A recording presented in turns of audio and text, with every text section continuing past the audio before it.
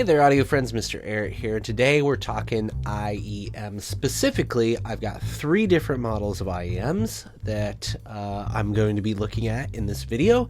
And 2 of them I highly recommend. I think they are some of the top performers under $100. And then one of them is kind of a dud. Okay, so all of the testing on these IEMs today was done with my FIO BTR7, which I just reviewed, paid for with my own money. Love this device. Link to that review down below. And then as far as the IEMs, the ones that we're talking about today, is we've got the Kiwi Cadenza, bought with my own money. And then I've got the Simgot, I don't know if I'm saying that right, EA500, sent by Linsol, and the 7hz Legato sent by Linsol. Okay, so I'm not getting paid for this or anything. They're just they gave me the IEMs though to review. So which 2 are the ones that you should buy? Well, the first ones I think you should look at that I can recommend to absolutely anybody are the Kiwi Cadenza. So I looked at these guys after I'm drawing a blank. What is that guy's name? I am just totally drawing a blank. Yeah, it's just so easy to hear everything. Chrono. I could not for the life of me think of his name. Chrono from the Headphone Show. He does some fun videos where he gets people that aren't audiophiles to listen to headphones and then comment on which ones, they think are the best or what they're worth and things like that. I'll link to that down below too. Those are fun to watch. But anyway, the Kiwi Cadenza was in like a running that he did. He had normal people try IEMs, and they had like 5 different models. And the Kiwi Cadenza was one of them, and he had like some 2,000, I think like a couple of sets of like really expensive, maybe like $2,000 IEMs in that little grouping. And I don't remember how many of them picked, but there were several of them that picked the Kiwi Cadenza as being like the best, even though they're a $35 IEM. So a $35 IEM, they are fantastic. Like, they're just kind of a laid-back, warm, rich, IEM. They're so easy to listen to, with still a decent amount of detail and clarity to them, and spatial information. They do not really have flaws, in my opinion, for $35 if you're looking for like a rich, easygoing IEM to listen to. The highs are very well controlled, even though they're pretty decently extended and clear, but they're very controlled. Definitely not gonna burn your ears or anything like that. The bass is probably a mid-bass focus, but it's definitely not overbearing in any way. I found it to be quite enjoyable. It's maybe a touch boosted above neutral, but still quite pleasant. Again, a warm, rich sound. So I love them. I think they look good. I think they're comfortable. I don't have any complaints about the Kiwi Cadenza for $35. Everybody should own a set, in my opinion. And I think they really show you like how good IEMs are getting, especially like cheaper IEMs. Like those things are ridiculous for $35. Okay. Next up, another set that I would recommend. And actually, I think if I'm being perfectly honest, I would buy both of these sets because they counteract each other. So the other set is the EA500s here. This is a brand that I hadn't heard of prior to this IEM. I don't really know much about them. It's a nicely made metal case IEM. Both this and the Kiwi Cadenza are 10mm dynamic driver IEMs. And this one actually has like removable tips. So you can, not like the tip, but like nozzles. Like it's got a couple of different nozzles.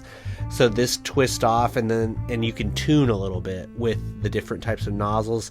I don't remember which ones I have on here. I'm sorry. I've had these IEMs for months and I've been putting off doing this review. I don't know why, but I've been listening to them a lot. I just haven't wanted to do the review. But anyway, like it's a really well built IEM. Not crazy expensive. This is like a $70 IEM, and I think for like the build you're getting here, I think it's worth that. And definitely the sound too. Now these guys are much more bombastic than the Kiwi ears. The Kiwi ears, the Cadenza is like a pretty laid back listen, I think. Though I feel like I kind of get more into the music when I'm listening to the Cadenza, just because I can kind of like I turn it up and I get into it the way I want to get into it. The EA500 is like, it is bombastic, in your face, like exciting, on the edge of your seat. IEM.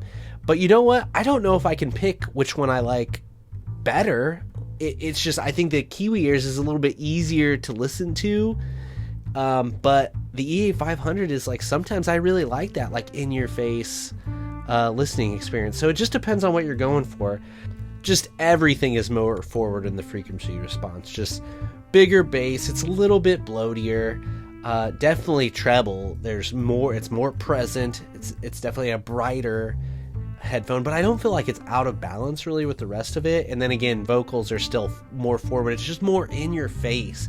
It sounds like big, not big like soundstage wise, but just like hard to ignore type of a thing. I think soundstage wise, actually the Cadenza is a little bit bigger.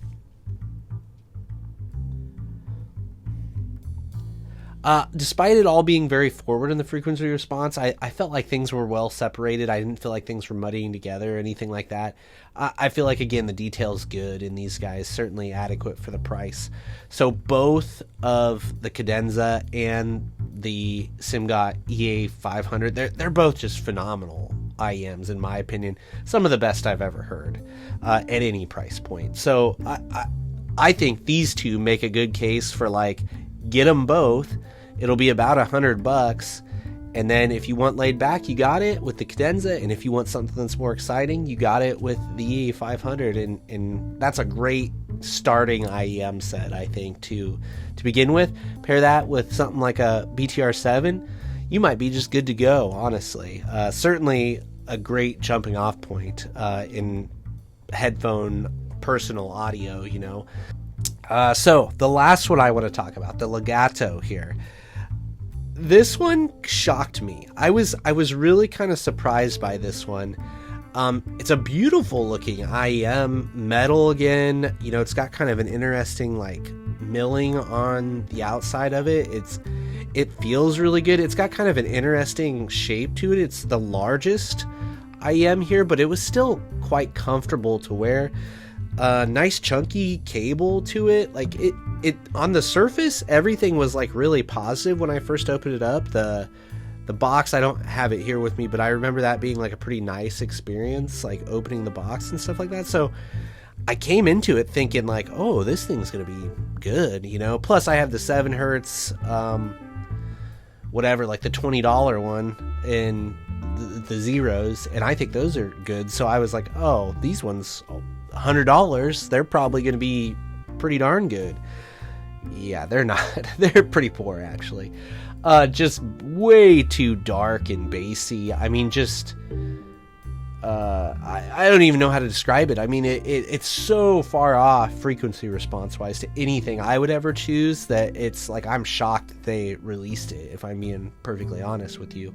If you like bass, that's one thing, but for this guy, the treble is pulled so far back that there's just no sense of clarity at all when you're listening. So even if the drivers, and this is like a dual dynamic driver setup, even if they're capable, it's just the way they're tuned, you can't just get anything out of them. At least not, I didn't experience it. Now, I mean, I did use the BTR7's like EQ, and I actually could get it to a place where I was like, okay, you know, it sounds all right, but why? I just don't, I can't understand for the life of me why they would choose to tune them that way. If you're really treble averse and you just love heaps of bass, then maybe, but I think there's probably other options, or I think you could probably EQ something to get, you know, your bass boosted and get way better results than this guy. So build is great, all that stuff. I was looking forward to it. It ended up being a big letdown. So I can't recommend the Legato, but certainly the Cadenza and the EA500 are worth a look. And then, like I said, you could pair them with something like a BTR7 and you are good to go for a long chunk of time, I think, in the audio world.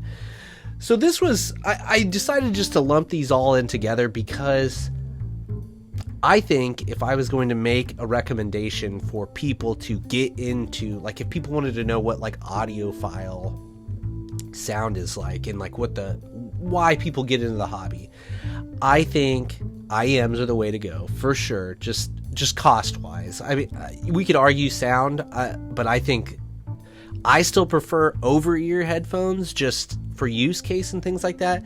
But I think the quality of sound you're getting and the convenience you get with IEMs at the price you get them at is like, they're just really hard to argue with at this point in time, I think.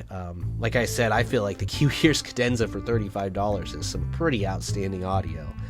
But this also gives you room to play around, right? You can buy a couple of different sets and you don't have to have like a headphone tree or a closet full of stuff. You know, you can keep them all in like a nice little watch case or something like that. So just the IEM market is crazy right now, and there's a lot of fun to be had, I think, for not a ton of money if you just want to try things out. And I think the Cadenza and the EA500 should be at the top of your list for sure. What else? What else is out there IEM wise? This stuff changes so fast. Like I said, I've had these for like 3-4 months. There's probably all sorts of new ones out that I don't even know about. So drop those down in the comments below. What are your experiences with any of these sets I've talked about? You know, let people know what your opinion is of them and what other good IEMs they should be on the lookout for if they're getting into this. As always, I thank you for your time. I appreciate you watching. Hopefully I'll see you in the next one.